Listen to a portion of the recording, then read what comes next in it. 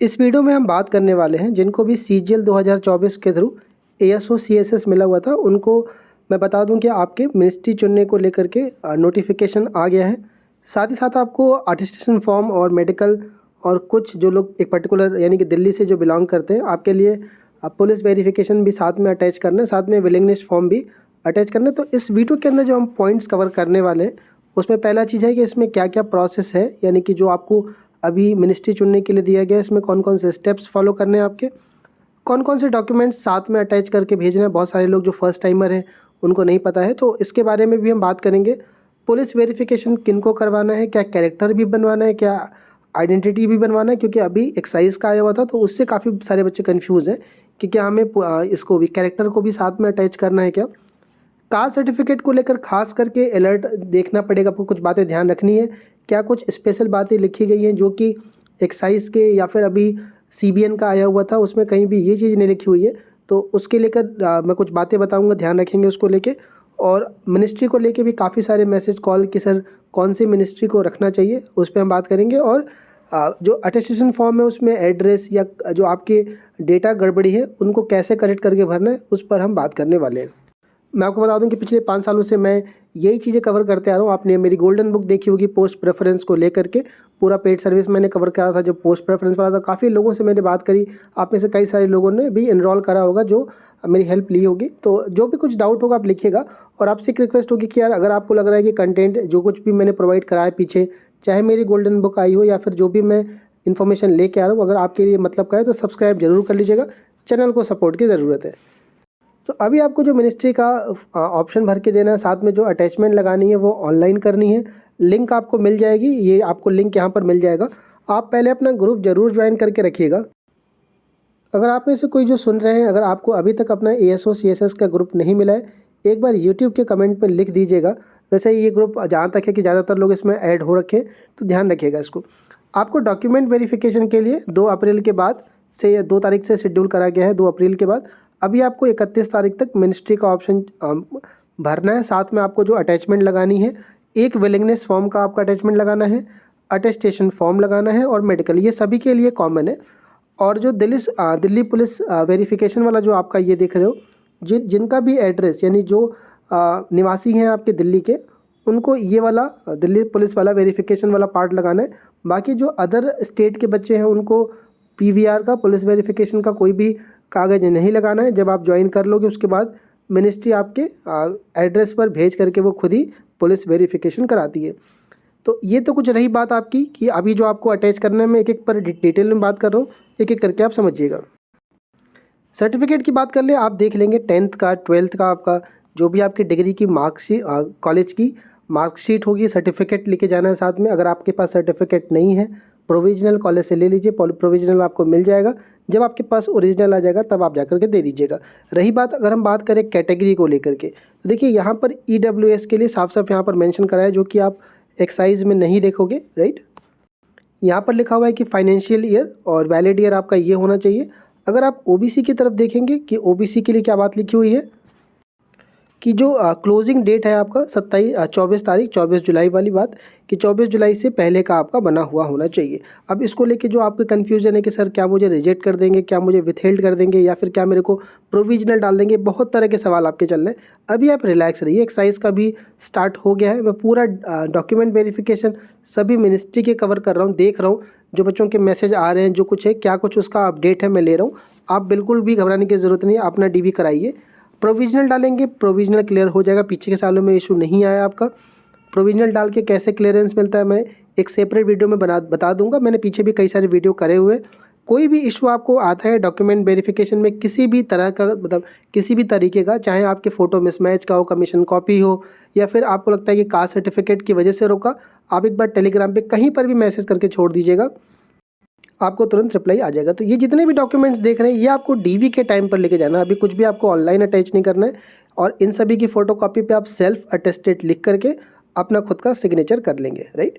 जो लोग government job में होंगे एनओसी की ज़रूरत पड़ेगी। अगर आपको एनओसी मिलने में दिक्कत आ रही है, बहुत सारे लोग जो रेलवे में दूसरे डिपार्टमेंट में उनको दिक्कत आ रही है, आप मुझे मैसेज कर दीजिएगा। एनओसी को लेकर दिक्कत में 2-3 दिन में वीडियो आ जाएगी। जिनको एनओसी की प्रॉब्लम आ रही है, रेजिग्नेशन को लेकर के मैं एक सेपरेट वीडियो बहुत जल्दी करने वाले हैं। ये ध्यान रखिएगा कि the use of black pen या फिर जेल पेन, वो मना किया गया है आपको डॉक्यूमेंट वेरिफिकेशन के लिए। तो ये छोटी छोटी चीज़ों का ध्यान रखिएगा, आप वहाँ पर पूछ लीजिएगा उनसे खुद ही, बाकी परेशान होने की ज़रूरत नहीं है।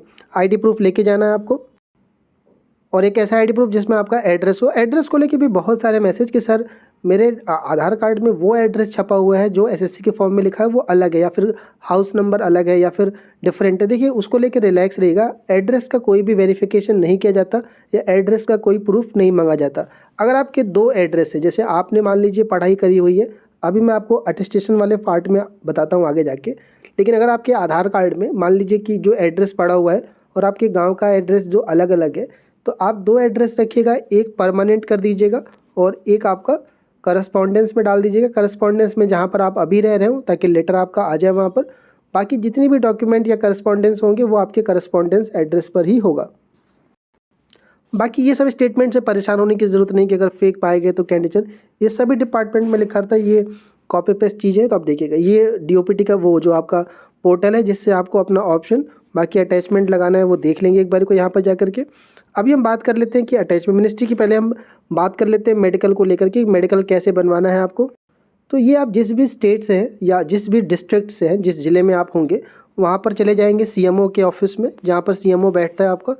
सीएमओ के पास जा करके देखो, एक तो सरकारी अस्पताल होता है जहाँ पर मरीज़ दिखाने आते हैं, तो वहाँ आपको नहीं जाना, आपको पूछ लेना है कि मेडिकल कागज़ कहाँ बनता है। आप जाकर सुबह पहुँच जाएगा, 9 बजे 10 बजे पहुँच जाए ना, जैसे अस्पताल खुलता है वहाँ जा कर के आप एक पर्ची कटा लीजिएगा। जैसे मरीज़ दिखाने के लिए एक पर्ची कटती है 1 रुपये की, 2 रुपये की, उस पर्ची पे अपना नाम उसको बोलेगा कि वो ठीक लिखे। जैसे आपका जो भी सरनेम होगा, कंप्लीट नेम उससे लिखवाइएगा, और उस पर्ची को लेके जो भी सीएमओ का पर्सनल असिस्टेंट होगा, पीए होगा, उसके पास जाइएगा। किसी से पूछ लेना वहाँ पर जो स्टाफ होगा कि वो कहाँ बैठते, और जाके उनको बताइएगा कि सर मेरा इस पे सिलेक्शन हुआ है, इस पोस्ट पर सिलेक्शन हुआ है और मुझे मेडिकल बनवाना है। वो उस पर्ची पे कुछ टेस्ट के नाम लिखेगा कि ये टेस्ट जाके करवा लीजिए। कई जगह पर अभी एक्साइज में बना है तो वहाँ पर टेस्ट नहीं भी हुए, ऐसे भी बन गए हैं। लेकिन आप जब ये प्रोसीजर जो बता रहा हूँ ये सभी जगह का कॉमन प्रोसीजर रहता है। वो कुछ टेस्ट लिखेंगे आपको, वो टेस्ट कराने पड़ेंगे। इसमें लेके बिल्कुल भी रिलैक्स रहिएगा। नॉर्मल टेस्ट होते हैं, हड्डी का, आँखों का, ईएनटी हो गया, यूरिन ब्लड, ये नॉर्मल बेसिक टेस्ट होते हैं। कई जगह पर टेस्ट करते हैं, नहीं करते। और फाइनली जब आप वो सारा अलग अलग सेक्शन बने होते हैं सरकारी अस्पताल में, हड्डी वाले डॉक्टर कहीं और बैठते हैं, आँखों वाला कोई और बैठता होगा, उनके पास जा करके अपना चेक करा के, और जब आप लौट के आएंगे तो इसी के आधार पे वो आपका सीएमओ सर्टिफिकेट इशू कर देंगे। सब कुछ भर के इसके अंदर सील लगा करके, एक कॉपी वो अपने पास रख लेते हैं, एक कॉपी आपको दे देंगे। इसी को आपको स्कैन करके उसमें अटैच करना होगा। विलिंगनेस फॉर्म में आप ये बस ये भरना होता है कि क्या आप इच्छुक हैं कि नहीं है। आपकी सहमति मांगी जाती है, वो सभी डिपार्टमेंट मांगा जाता है। अभी एक्साइज में भी मांगा गया था, अभी आपका सीबीएन के अंदर भी मांगा था। तो ये तो रहा मेडिकल को लेके, बिल्कुल रिलैक्स रहेगा। चश्मा बहुत ज़्यादा लगा है, उंगली हल्की सी मुड़ी हुई है, किसी तरह का और सीरियस मेडिकल इशू है, कमेंट सेक्शन में नीचे डाल दीजिएगा, मैं पूरी कोशिश करूँगा उसका रिप्लाई करने के लिए। बात कर लेते हैं अटेस्टेशन फॉर्म को लेकर। इसमें आप वो सारी डिटेल डालिएगा जो अब आप चाहते हैं, करेक्ट वाला। आपने जो एसएससी के फॉर्म में भरा है, कोई ज़रूरी नहीं कि उसी से मैच करा जाएगा, राइट। यार ये आपने कैसे गलत कर दिया, ऐसा नहीं है, क्योंकि ये आपकी सर्विस बुक में एंट्री होगी और आप इनको ठीक से भरिएगा। अगर आपके 2 पता है, अगर आपके एजुकेशनल डॉक्यूमेंट्स में सारा एड्रेस कहीं और का, आपका कास्ट सर्टिफिकेट पे कहीं होगा, तो आप अगर 2 एड्रेस आपके हैं तो आप दोनों ही एड्रेस को रखिएगा। आपके अगर फादर के नेम में इशू है या कुछ भी है, जो कुछ भी करेक्ट करना है, परसेंटेज गलत भर दिया आपने, रोल नंबर गलत भर दिया आपने, वो ठीक करके यहाँ पर सब कुछ भर दीजिएगा, राइट। इसमें एक कॉलम होगा कि क्या आप 21 साल से पहले, जहाँ भी 5 साल, 21 साल के बाद आप जहाँ भी 5 साल रहे हैं उसकी भी एक इन्फॉर्मेशन मांगी गई होगी। अगर आप 21 साल के ही है या उससे कम है तो आप लिख सकते हैं कि नॉट एप्लीकेबल लिख सकते हैं, या बिलो 21 ईयर ऑफ एज लिख सकते हैं, राइट। बाकी घबराने की ज़रूरत नहीं है। अगर कोई कोर्ट केस वाला, कई सारे बच्चे ऐसे भी रहते हैं, आप में से अगर कोई होगा तो मुझे बताइएगा कि कोई फर्जी ऐसे ही किसी ने पुलिस में नाम लिखवा दिया, कोई मतलब डिस्प्यूट को लेकर के, लेकिन कोई केस वेस नहीं हुआ, एफआईआर दर्ज नहीं हुई, उसको लेके अगर आप परेशान होगे तो ऐसी कोई भी डिटेल आप इसमें नहीं देंगे। मेरी आपसे रिक्वेस्ट होगी कि कुछ भी ऐसी चीज़ें आप यहाँ पर मेंशन नहीं करेंगे, राइट। बाकी कोई सीरियस अगर इस तरह का हो, लीगल वाला या कोई एफआईआर वाला इशू हो, आप मुझे लिख दीजिएगा कमेंट में। पीछे के सालों में जो कुछ हुए, बच्चों ने क्या कुछ किया, वो मैं आपको सजेस्ट कर दूँगा।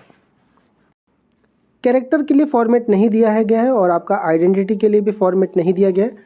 जब आपका ये आ जाएगा, मतलब ये जब आप भर दे देंगे मिनिस्ट्री को, पहले मैं आपको मिनिस्ट्री चुनने को बता देता हूँ। 2 ग्रुप है, ग्रुप ए और ग्रुप बी। आपको इसमें ग्रुप ए में से केवल 10 मिनिस्ट्री और इसमें से केवल 10 यानी कि कुल 20 मिनिस्ट्री का ऑप्शन देना है। मिनिस्ट्री का जो फाइनल आपको मिलेगा वो आपके रैंक के आधार पर होगा। इसमें कैटेगरी का रोल नहीं चलता। जैसे आप देखते हो कि इनकम टैक्स में state wise vacancy, category wise vacancy होती है। इसमें जो AIR बन रही है आपकी, उसी के हिसाब से आपका मिनिस्ट्री का एलोकेशन होगा। तो इसमें कन्फ्यूजन ये आ जाता है कि फिर तो सर जो कैटेगरी के बच्चे होंगे, SC हो गया, ST हो गया, फिर या तो फिर अदर, उनको मतलब लॉस होगा क्योंकि उनकी रैंक तो बिल्कुल नीचे होगी, तो उनको तो फिर मतलब अच्छी मिनिस्ट्री नहीं मिल पाएगी। तो देखिए ऐसा क्या है कि सभी लोग जो ऊपर के हैं सभी लोग टॉप मिनिस्ट्री नहीं भरते। कैसे भरना है मिनिस्ट्री मैं आपको वो बता देता हूँ। देखिए आप अपनी रिक्वायरमेंट देख लीजिए। बहुत सारे लोग जो CSS ऑप्ट करते हैं पढ़ाई के लिए देखते हैं, या फिर आपको फ्री टाइम चाहिए, या फिर आगे के एजुकेशन के लिए देख रहे हैं। जो मिनिस्ट्री फेमस मिनिस्ट्री है जिसमें वर्कलोड ज़्यादा रहता है, जैसे कि एग्जांपल दे दूं कि होम मिनिस्ट्री हो गई आपकी, या डिफेंस मिनिस्ट्री आपकी है, मिनिस्ट्री ऑफ फाइनेंस है, या फिर DOPT आपका है, यहाँ पर UPSC, इनमें वर्कलोड ज़्यादा रहता है। जो फेमस मिनिस्ट्री है आपको मैं बताऊंगा कि अगर आपका पढ़ाई का इंटेंशन होगा तो आप इन मिनिस्ट्री को नीचे डालिएगा लिस्ट के अंदर। जो अनपॉपुलर मिनिस्ट्री है जैसे कि आप देखोगे कि एग्रीकल्चर हो गया आपका, कल्चर है आपका, टेक्सटाइल हो गया, आप इनको ऊपर कर सकते हैं। जैसे कि इसमें वर्कलोड कम रहेगा और आपका मतलब आप मैनेज कर पाओगे एज मतलब कंपेयर टू अगर आप MHA वगैरह देखेंगे। तो मेरी राय रहेगी कि अगर आपका पढ़ाई का रहेगा तो इनमें से जो अनपॉपुलर मिनिस्ट्री है, जैसे कि एग्जांपल के तौर पे एग्रीकल्चर है, एनिमल हस्बेंड्री है, कल्चर हो गया, उसके अलावा आप देख सकते हैं वाटर एंड रिसोर्सेज हो गए, उसके अलावा आप देख सकते हैं इसके बाद आप अर्थ साइंस देख सकते हैं, फिशरीज़ देख सकते हैं। इनमें क्या है कि उतना ज़्यादा वर्कलोड नहीं रहता है। ग्रुप E की बात कर ले, कंज्यूमर अफेयर्स भी आप देख सकते हैं। उसके अलावा आप देख सकते हैं यहाँ पर टेक्सटाइल देख लीजिएगा, टेक्सटाइल भी ठीक है आपका। स्पोर्ट्स देख लीजिए और स्किल डेवलपमेंट देख लीजिए इसमें, राइट। तो MSME भी देख सकते हैं। MSME थोड़ा काम है, MSME को मत ऑप्ट करिएगा। हाउसिंग एंड अर्बन अफेयर्स अच्छा है आपका, वर्कलोड कम रहता है, पढ़ाई के लिए टाइम मिल जाएगा आपको। हेल्थ वाले को मत ऑप्ट करिएगा, इनमें थोड़ा काम रहता है, जो मिनिस्ट्री ऑफ हेल्थ है। तो हेल्थ हो गई और मिनिस्ट्री ऑफ डिफेंस हो गया, MHA मैंने बताया आपको। उसके अलावा ये देख सकते हैं फूड वाला भी ठीक है वर्कलोड के हिसाब से। तो ये इन्वायरमेंट फॉरेस्ट वाला भी देख सकते हैं आप।